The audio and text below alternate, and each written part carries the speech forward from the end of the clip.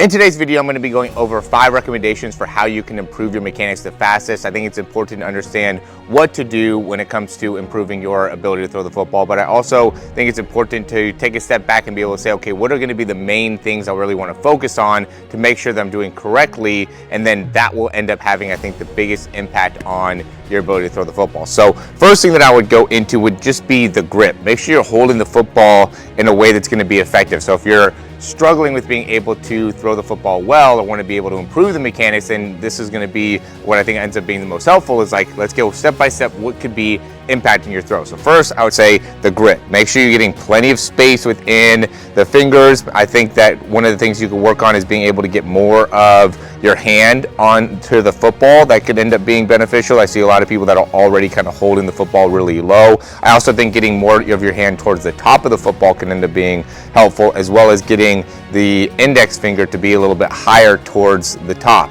Again, these are all things to play with, whether you are throwing the football for the first year or have been throwing the football for 15, 20, 30 years. I still think that this could be something that could be beneficial. I'm always playing with my grip to be able to get a better understanding of how to be able to release the football well. The second thing is really compartmentalizing the throw more, or breaking it down into the most simple steps as possible. So I think that the more that there is a potential impact on the throw or an outside source onto the throw, then the more likely it is that you will mess it up. For instance, if you're trying to improve what your ability to go through the throw looks like here, or how you're transitioning your arm coming forward, the more that you're getting your lower body involved, then that's going to make it so you have more likelihood of getting the ball off to the side, or maybe the hand up underneath. Or if you're trying to work on your release, the more action we have out of the arm, then the more impact that will potentially have on how the ball's coming out of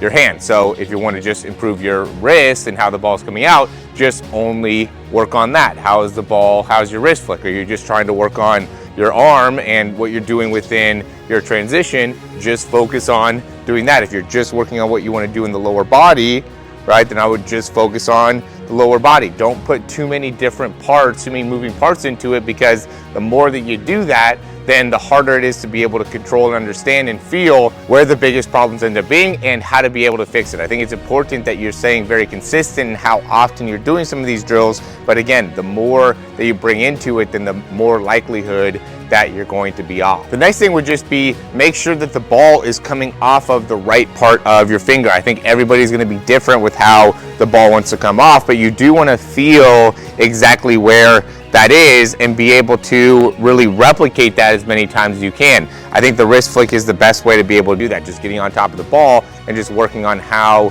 to flick the wrist and how that last finish is going to feel.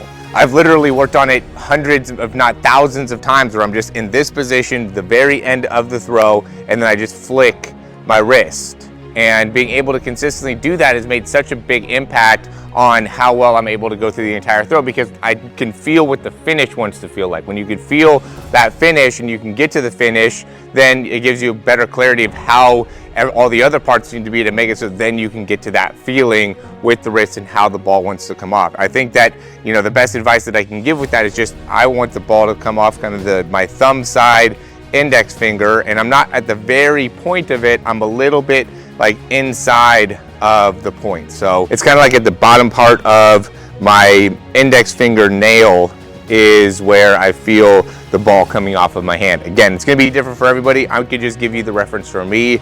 Again, I think that the inside kind of top of the index finger is where the ball wants to come off. It could be different for you, but just make sure that you feel exactly where that wants to be, so then you can get there every single time, whether you're throwing it to the left, throwing it to the right, throwing a deep ball. It wants to be in a similar position, and if it's not, then we want to be able to work on the wrist flick to be able to get that into a consistent action. The next one, and this could probably be the most important thing because I see so many people that mess this up, is just the footwork. Make sure that we get the feet right.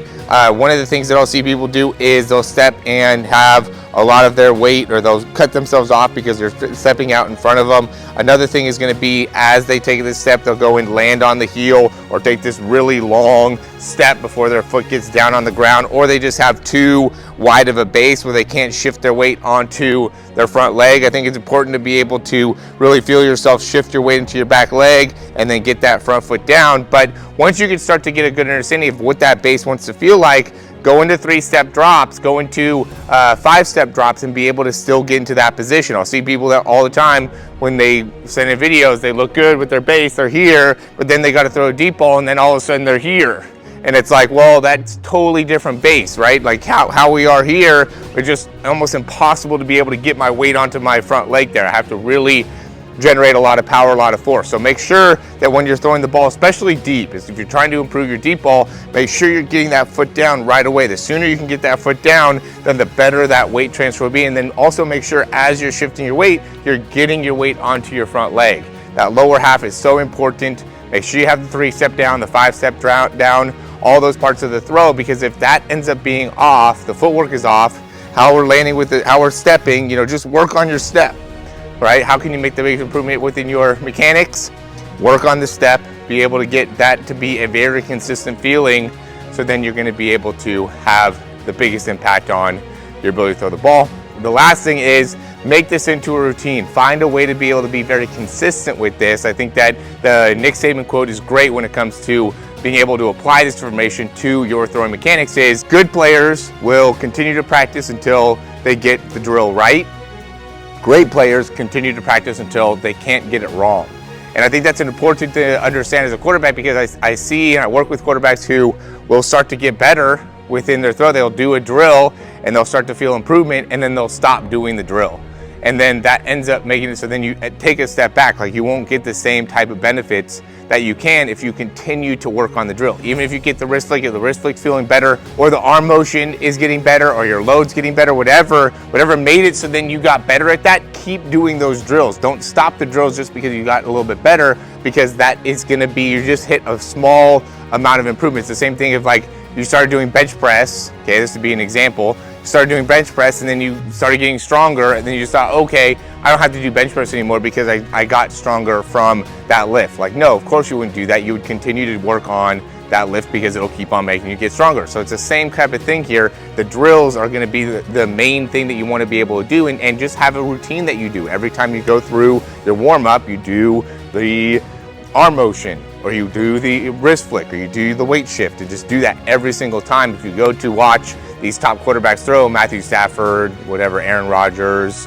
Patrick Mahomes, they all have these routines that they do when they're throwing. They'll go and they'll take the ball, they'll do towel drills. They have these things that they do every time to make it so now their brain knows exactly how to be able to throw the ball. So then when they need to be able to make a decision and get the ball out of their hands quickly, they don't have to think about the mechanics. And that has to be what you do as well. But you can't do that by just doing drills for a week and thinking you're going to get the great result. As always, thanks for watching, guys, and we'll talk to you soon.